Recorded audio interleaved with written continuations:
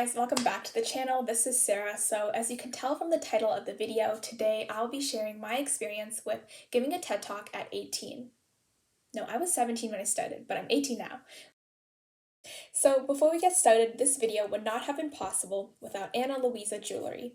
They craft high quality jewelry at an affordable price, and it's also carbon neutral, from the packaging to the jewelry itself. When the jewelry first arrived, it was obvious that a lot of work went into the packaging because it was so cute and so minimalistic. The earrings themselves were also very unique and lightweight because for me, I often get allergic reactions to fake earrings, but with these earrings, because they're plated with 14K gold, I didn't have a single reaction at all. And as you can tell, these are my personal favorites because I'm wearing them now, and it really gives off that effect that you're wearing two earrings instead of one. So it's that simplicity plus sophisticatedness that why I love it so much. These pearl earrings have also been a favorite of mine. I really enjoy how light they are, as well as the length, so it's not too long and it's not too short. And we can't forget about the studded ones. They're super simple, but cute nonetheless. And these ones we really liked because you can match it with any outfit and it'll look good. Last but not least, we have this necklace to top everything off. So if you would like a pair of your own, be sure to check out the link in our bio for our code for up to 40% off Ana Luisa's Valentine's Day sale. Because we were feeling artsy that day, here's some quality photos so you can take a break from studying.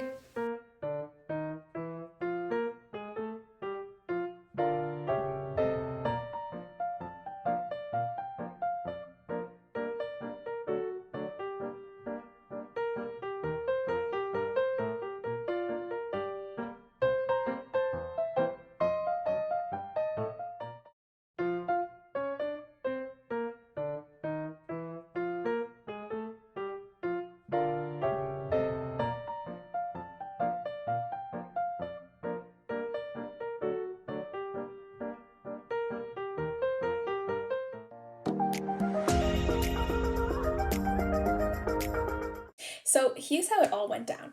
A couple months ago in October, it was around 8 o'clock, and I was studying for economics when I decided to take a break. So I was scrolling on Instagram, and then that's when I saw my school's TEDxQueensU account looking for speakers. So they had a post, and it was speaker applications due tonight. So I was like, wow, how cool would that be if I was able to give a TED Talk? So I thought, okay, why not apply?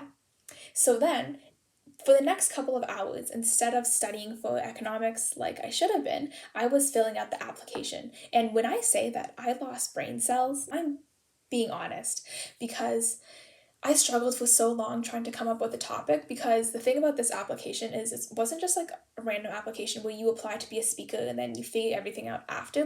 You had to come in with an idea and also justify what's your experience and why should you give the idea? So I feel so bad for my roommate. I went to her room, sat on her bed, and harassed her for the next couple of hours, being like, should I do this? Should I do this? And then at some points, I even decided to not to do the application at all. I was like, maybe I should just wait till next year. But then whenever I thought that, and whenever I said it out loud, I just thought, I didn't want to give up on it and regret this decision after, because that's really the mindset that I've adopted throughout the pandemic. So this idea that for any club interview or whatever it is, at least show up. So at least give it a shot, because if you don't try, then you just didn't why would you do that? Anyway. So the deadline was 11:59. I think I submitted at 11 something, but I decided to focus my topic on the importance of diversifying literature, which was related to the book that I published in my final year of high school. So if you have not checked that out already, I have put that into the link, so be sure to check that out. And I remember another reason why I considered giving up on it is because since it was the last day to apply, the next day were interviews. So not only did I have to come up with a good topic, I had to be able to vouch for it in a 5-minute pitch. Mind you, I've never done pitches before, so I don't really know. I didn't really know what to do. But anyways, I submitted it, I went off to bed, and then the next morning I woke up. I think I woke up from stress or something. I woke up, and then I wrote the 5-minute pitch. I practiced it for a little bit, and then the interview was at 1 o'clock. So I remember I put cue cards and stuff, and then I stuck it right beside the camera because I was like, I need that support. And all in all, the interview I think went very well. The interviewer, she was super nice and she asked a bunch of questions and I just like, answered them to the best of my ability. And I tried to make it not look like I was reading off my cue cards, so that way it's like I know what I'm doing, even though I thought about it last night. And she just asked questions like, this year a theme is momentum. How does your topic relate to that? And I was like, easy peasy, I can do that. Anyway, a bunch of questions. And then I was told that I'd hear back like in 2 to 3 weeks. So you know how sometimes like there's like interviews and that you finish and then you just like feel good about them, like you did a good job, even though so I wasn't trying to be hopeful, but I was like, I think I did a decent job. So anyway, that was the feeling that I got from that. So I continued to live my life for the next couple of weeks. I totally forgot about it until one night I received an email just saying like, oh, congratulations, we loved your topic, yada yada yada. And then I was so excited. Like I called my parents, I explained to them, and I had to like tell them what TED was because they didn't know what was going on. Like I had to be like, this isn't just some random like speaking event. Like this is legit. So that was really cool. And then I was paired up with a mentor who essentially would help me with both the verbal aspects, yeah, I can't talk, the verbal aspects of my TED Talk as well as the written portions. So I had several meetings with her. She's such a sweetheart, she's so kind. She's just so optimistic and energetic too.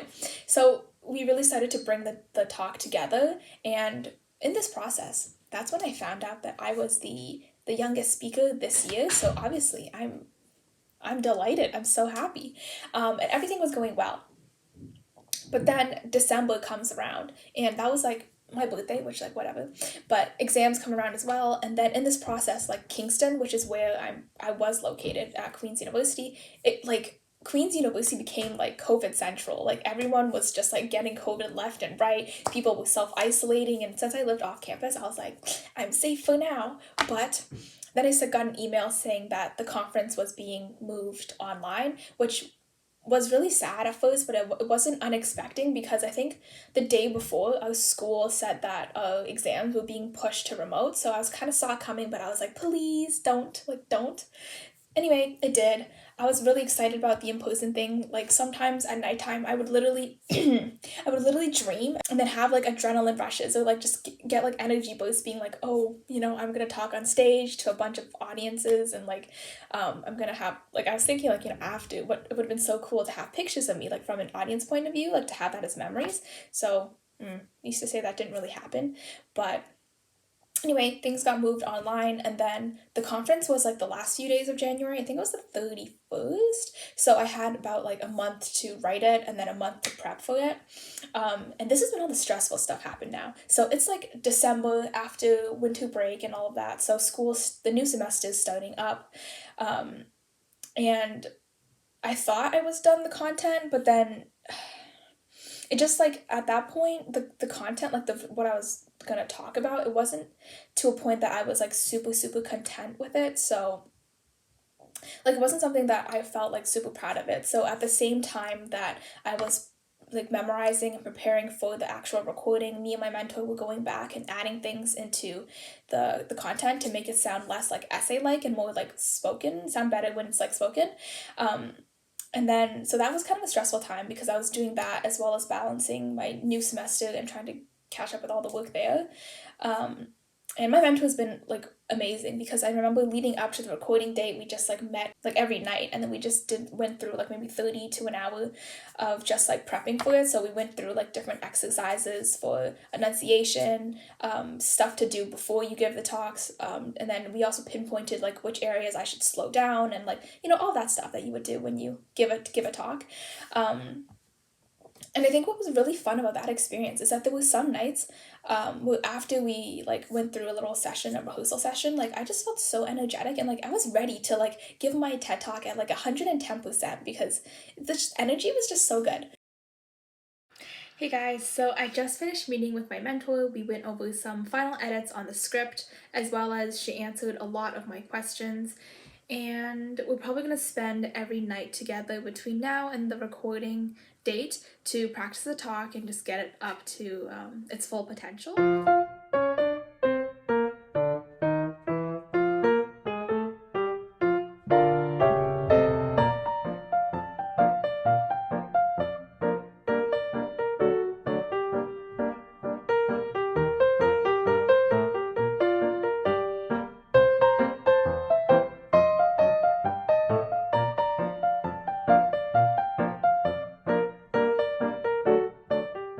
So now it's like January 20. It was the day of, I think it was January 20. It was the day of my recording. It was like a Sunday. So I was like, you know what? I gotta do what I gotta do, finish this recording, and all will be well. So the morning of, I decided to I started prepping for the recording. And then that's when I realized that I needed to go and pick up a poster that was sent from the TED team that they made a poster that you could hang up in the background or whatever. Wait, let me see if I have it.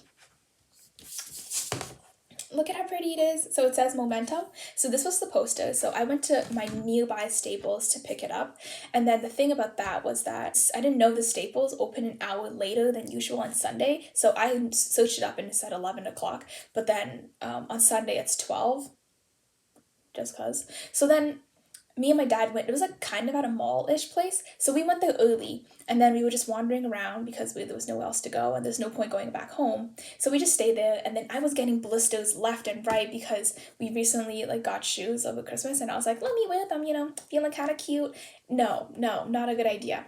And then my dad also decided that it would be a good idea to make like a TED sign or whatever, but it wasn't really part of the plan, so it was kind of last minute. And then we went searching around for foam, red paper, and you'd be surprised, I couldn't find it anywhere. Like we went to Home Depot, we went to Dollarama, it was not there. Anyway, so the whole situation was making me very agitated and just frustrated and stressed. And the thing is, I wanted to finish the TED Talk. Like I was gonna record it at like 11 and like finish it at like 1 or whatever, but by the time we got back home it was like 3-ish something. So I was like, nah, like this is not working. But anyway, disregard that. We started setting up the whole entire place, which took a really long time because it was in my living room and we had to remove like picture frames, put a bunch of this and all that stuff. And then finally we got it done. It was about like 4:30-ish, and I was like, you know what, let's just record today. I've already spent so much time, let's just get it over with. And then you know what happened? Maybe it's just a me thing, but then my hair was oily, and I was like, there is no way I'm recording this with oily hair. And then my dad was like, oh, it's no big deal, just record it. But then I was like, no, it was okay at 11 o'clock when I was going to record it, but now it's like not okay. So then I was like, you know what, I'm going to record it tomorrow. But then what was also stressful, backtrack a little bit. What was also stressful is that the morning of my recording, my mentor and I decided to add a couple things into the TED Talk. So that was sort of like, that kind of threw me off because I realized that when I was saying it, because I recorded the next day after the Sunday, so it was like Monday now. When I recorded it, it looked like I was like obviously looking off my paper because with the new like added parts, I didn't have that much practice with it. So then I saw it. So on Monday after I recorded it, I was like, there's no way I can submit it. Like it's not that good. And it's like kind of obvious. Like it didn't feel like it was on par with like what those like professional like people on stage do. So I was like, you know what, we're doing this again. So this entire process, it was very stressful. It took like four days or something because one day, I wanted to record, and then I also had classes at the same time, so I couldn't record. I was trying to record like in between classes, but making sure that I had enough time to go through like a couple of recordings if I wanted to.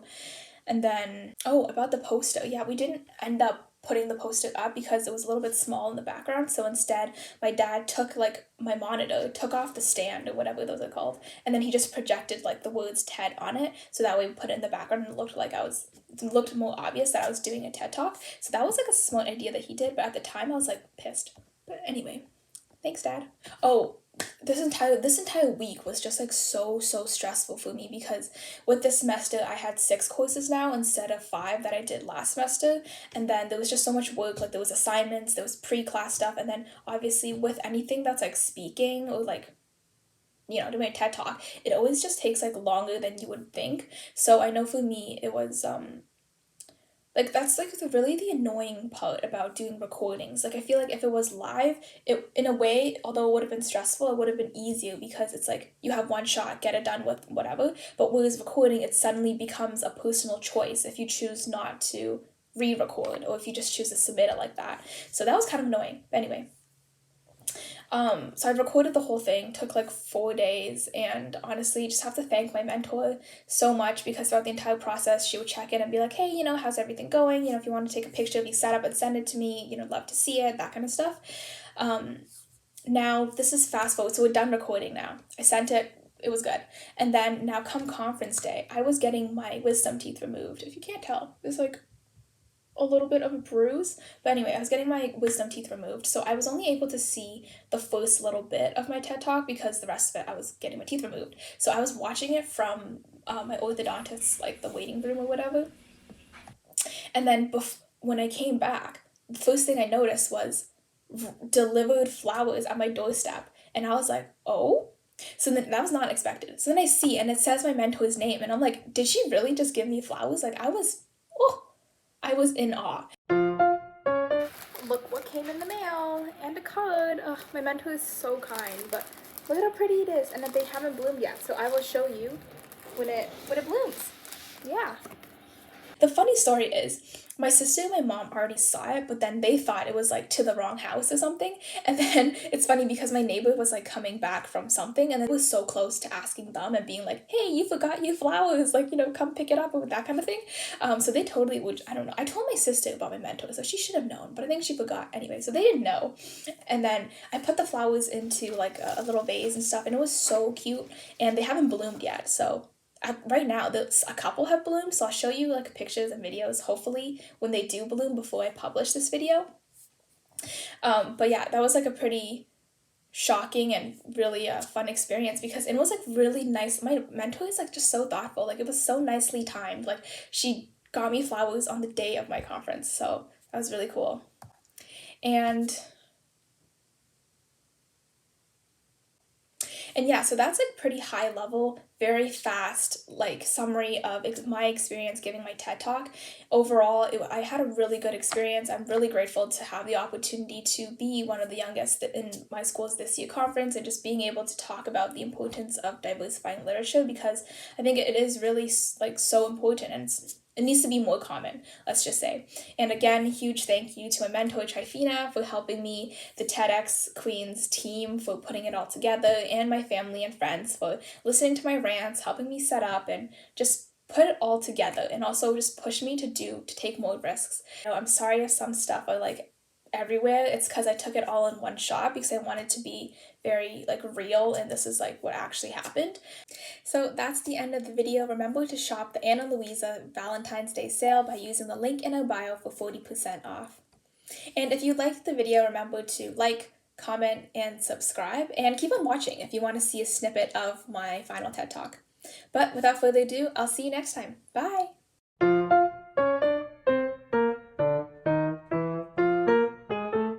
Throughout my childhood, all I wanted to see were people like me, using the dishwashers as an extra storage space, or using a cookie box for sewing supplies.